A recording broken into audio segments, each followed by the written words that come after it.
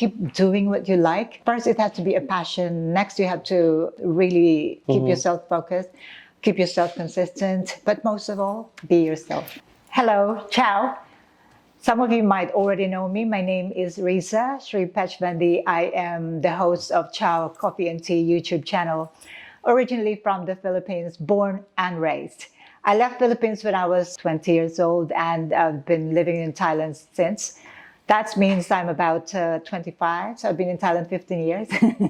Well, actually, I've been in Thailand for now 37 years, and that's where I'm based. I married a Thai. I have 2 children, a daughter and a son. I'm so happy that the Global Filipino would like to interview me kasi talagang I'd really like to reach out to all Filipinos. This will be a good session. Some people might like to know my story, so this is it right here at the Global Filipino. Thank you, Riza. It's Riza. Riza, and welcome to the Global Filipino Magazine. Thanks for having us here.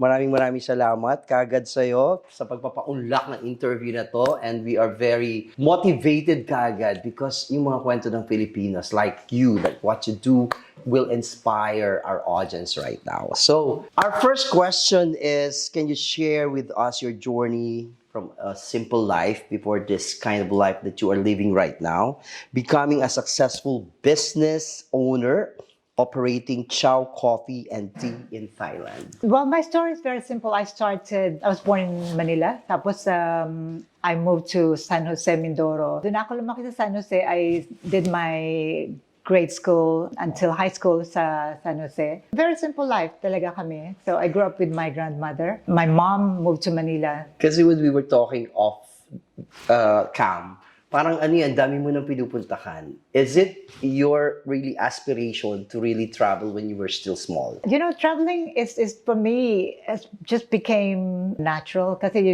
pagka medyo simple lang yung buhay mo dati, tapos naging medyo comfortable ka na sa buhay mo.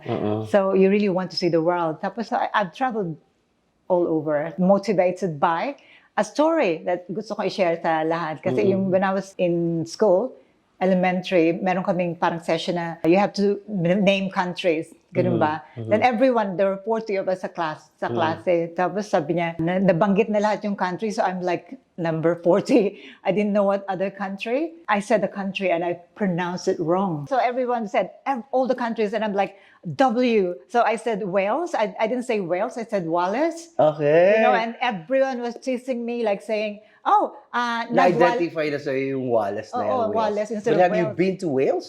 I've been many times over. Diba? So that was the inspiration because everyone laughed at me at that time. Tapos sabi nila, magwalis ka nga, ganun ba? Magwalis ka. So I said, I really stood up in front of the class and I told everyone, I am going to all the countries that you mentioned. It's happening. I'm not quite there yet, but I've been to a lot of countries. You have established this Chow Coffee and Tea in Thailand. Why Thailand? Well, actually, it's not quite that way. I started a coffee shop in the Philippines back in 2017.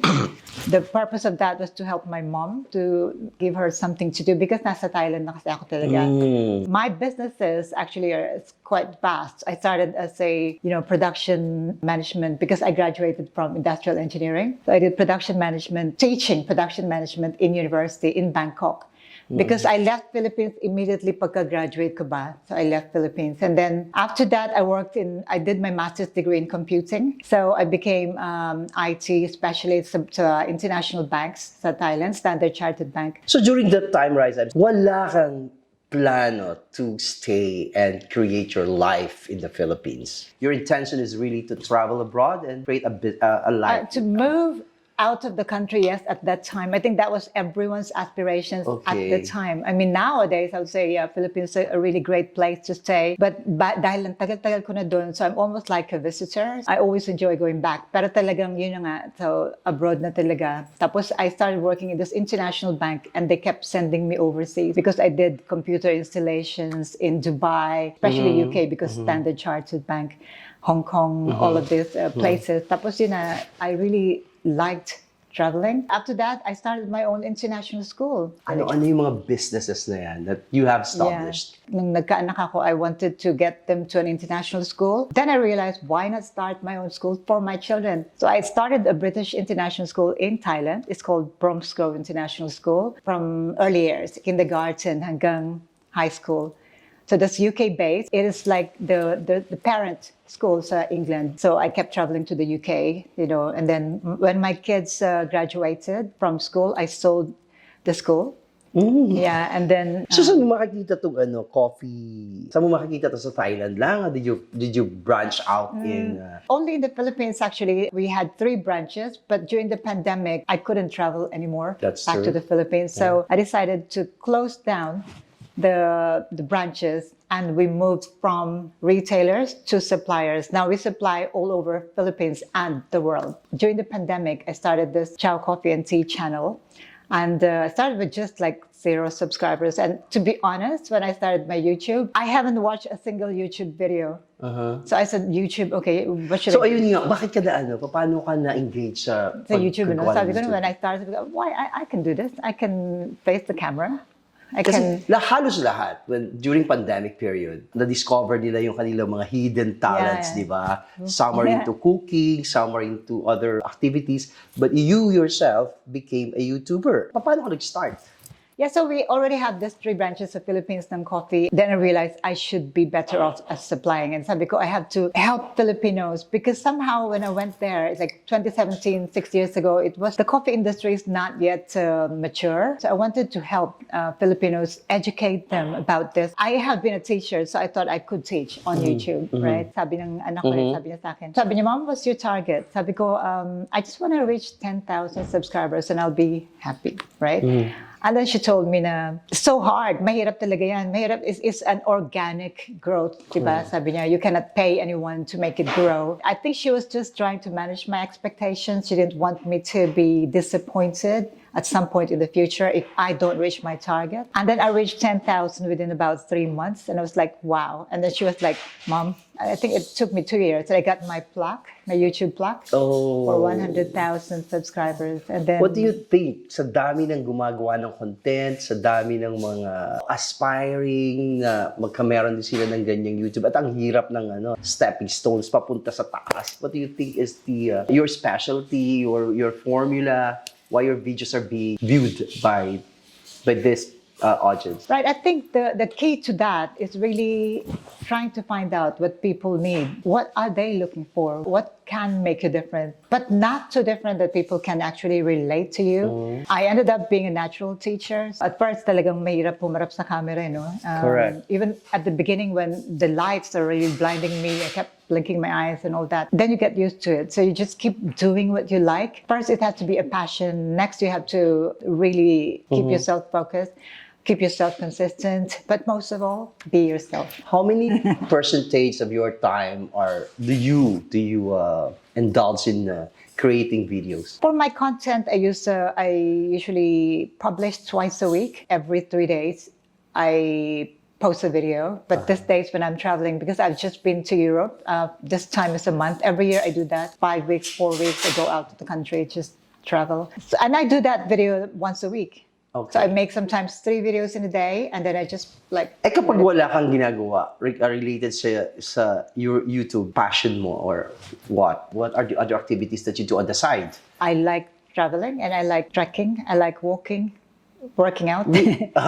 So are you saying that your traveling opportunities are driven from the earnings that you are now getting from YouTube? Not really. I've been traveling, I let my kids grow, seeing the world. So talagang nagta-travel na talaga ako. But now when I travel, sometimes people recognize me, and it's really amazing. Now I help a lot of Filipinos, and not only Filipinos. I help people in the US, in the UK, Netherlands, Spain, Mexico, Palestine, all of these people. Okay, sa papaanong paraan, Riza? Filipinos and a lot of other nationalities. Filipinos, I know that some of my clients from, say, Mexico or even India or Dubai, nakapag-start sila ng business nila through my video tutorials. And then when they see my video tutorials, they contact me because I do consultation as well. Some are online, especially like overseas. So we do online. So I help them guide them. I help them develop their menu. I help them develop their recipes. In the Philippines, I do workshop. But now I only do mostly private consultations. When you started doing your YouTube activity, eto na yung mga dumating sa buhay mo that you have given support and assistance to all the people who would like to start up a business, and then online consultation. So, nag-grow talaga. It really grew. And not only that, the products that I use, because it's almost like I have to sell the products because it's part of my service to the people. Pati products na binibili na rin nila. And some of my successful clients are now having over 50 branches. The Philippines, some are 20 branches, some recently in Beirut, so now there are 3 branches. So really they are expanding and it really helps. And most of them that do not get personal or private consultations with me, just from watching my videos, they tell me that they've started their business and they're very grateful. And I'm so grateful as well for all your support. So what do you feel every time you see these products na pinapatronize na sa buong mundo that started with you? Ano nararamdaman mo? Grateful. Talaga na-appreciate ko sila. I've always said that thing, maybe I'm just blessed.